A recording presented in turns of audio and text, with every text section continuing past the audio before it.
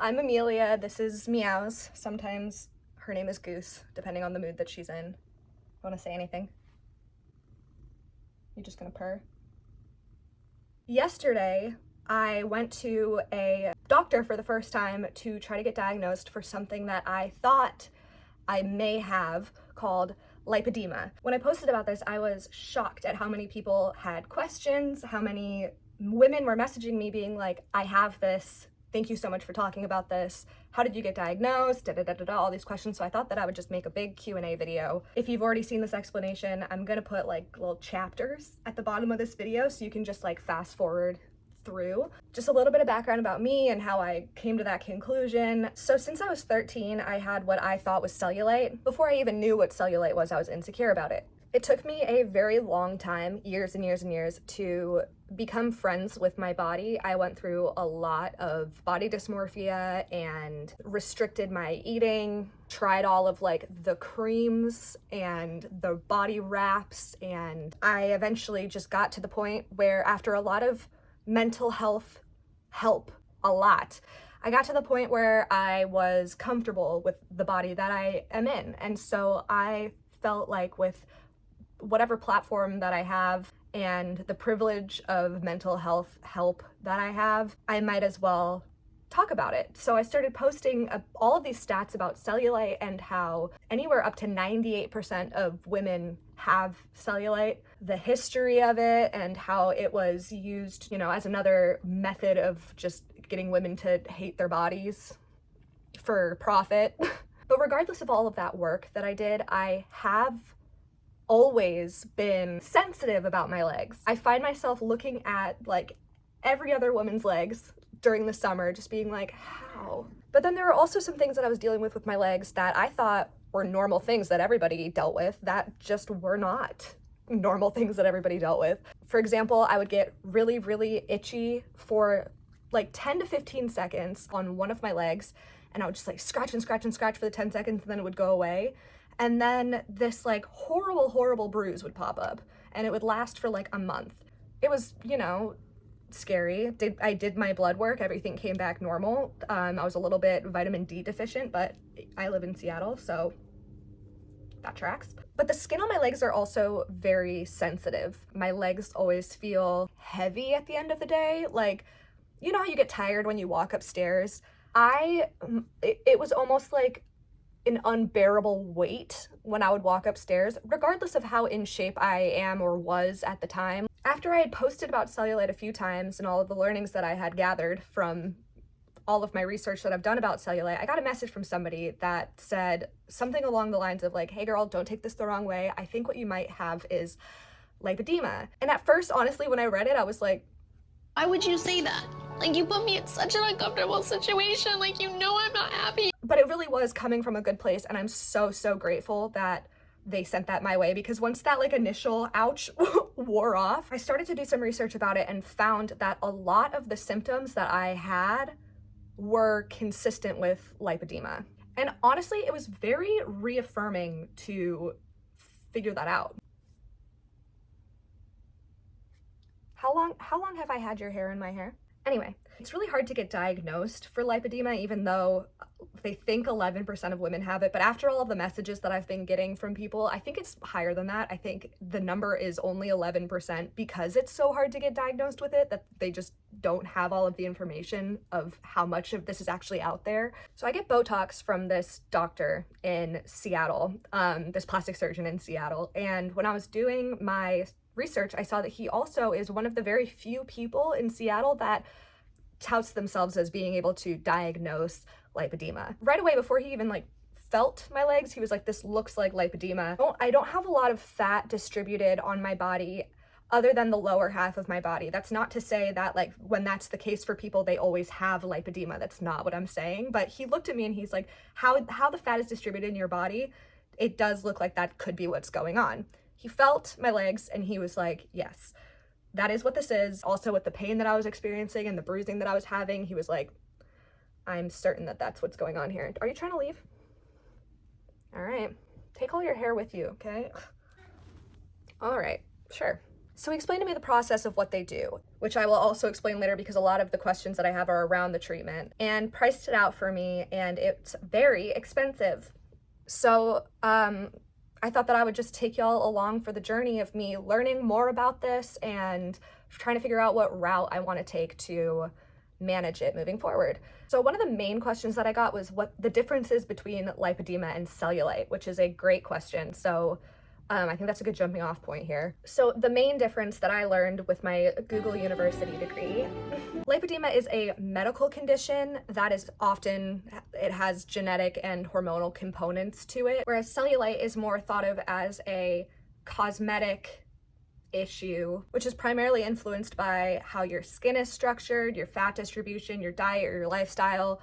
There are more components that are like in your control with cellulite. Again, 98% of women have cellulite, they believe. So even though it's, you know, they're defined in these two different ways, like it's not to say that you having cellulite makes you like lazy. I still have cellulite. I have cellulite and I have lipedema. So get you a girl who can do both.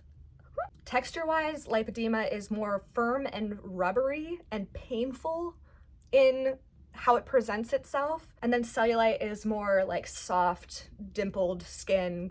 A lot of the time doesn't have any pain associated with it. And then lipedema also has that bruising component. It's important to say though, a lot of women have very sensitive skin that bruises easily. So it is possible to have cellulite and also just like bruise easily. The difference really is in like the pain of the areas, the texture of it, the firmness of it.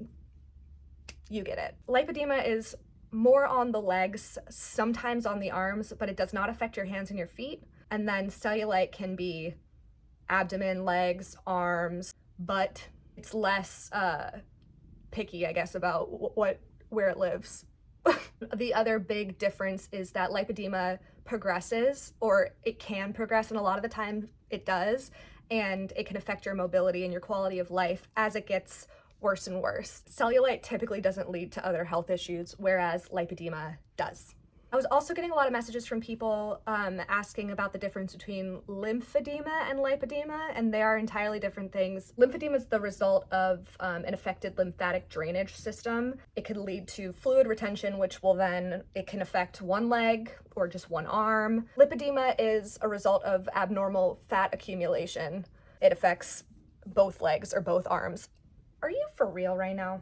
I'm not an expert on any of this, honestly. I'm especially not an expert on lymphedema, but there's a lot of really important and interesting information out there if you're confused about them, how they're different.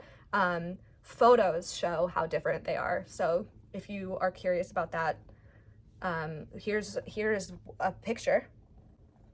I got some questions about whether there are other people in my family that have this. I don't know. Again, it's very difficult to get diagnosed with. I wouldn't have known about it had I not had gotten the message from that person asking or suggesting that maybe I do have it. It wouldn't surprise me if there are other people in my family that have it because there's a genetic component to it, but I'm not 100% sure. My mom asked, how did this happen to my gorgeous, healthy daughter? Genetics, mama. I don't know who from, but genetics. And hormones. How did I find a doctor? This was actually a major issue when I first learned about lipedema because I did not know who was licensed to tell me that I had this. I didn't know if it was going to be my general practitioner, which it could be, but I don't have one. So that was difficult to figure out. Mine just retired. But I was thinking, because of the confusion between this and cellulite, a lot of the time maybe it's like a plastic surgeon that can diagnose it, because I was seeing a lot about liposuction. I was looking up plastic surgery, Seattle, lipedema, and that's how I found out that the guy that does my Botox is also qualified to diagnose lipedema, and that's how I found my doctor. So Google is such an annoying answer, but that is how I found him. Will insurance cover it? Right now, no. I'm still shopping for doctors for that reason. So full transparency, here's what it's looking like from a cost perspective. So my plastic surgeon laid out two options for me, one with something called J-plasma and one without. J-plasma is used with liposuction to help tighten up the skin, to reduce like the rippling that some people might get after they have a liposuction procedure done. It's inserted into the same incisions that they make for liposuction. So it's done all together. It is optional. I think that it sounds like a good idea just based on the research that I've done since talking to the plastic surgeon about it. The downside is that it is an additional $4,000, and without insurance, that is tough. However, if I'm doing one part of this, I want to do it all. Insurance doesn't cover it because the surgeon is not covered under my insurance, so that's a big piece of it. But also, a lot of insurance companies don't consider it anything else other than a cosmetic procedure, and a lot of insurance does not cover cosmetic procedures. So regardless of this causing me so much pain and the potential of it progressing and impeding on how I am able to move later in life, it's still not considered something medical, which sucks. So I'm looking at my options right now. I'm trying to see if there's any other potential of maybe getting this covered through another surgeon. But again, it's an issue with the procedure, not only with the doctor not being covered. I don't know if that makes sense. The last question that I got a lot was whether or not my lipedema would come back after lipo. However, I'm not well versed enough in this to know whether or not, because it's an issue of like abnormal cells, whether or not they grow back differently. I don't know. But what I do know is that a lot of my research has shown and told me that I'll always have this. The benefit of getting liposuction done or whatever treatment done to help manage it is to do exactly that, to manage it. So anyway, I guess we'll see. I hope that this was helpful. If you have any other questions, please let me know. I can do a part 2 Q&A. I want to keep being open about this, and I want to keep documenting my journey through it. So I hope that this was helpful, and I appreciate you, and I think your legs are sexy. Not that it matters, because all that matters is how you feel. And don't let anybody tell you otherwise.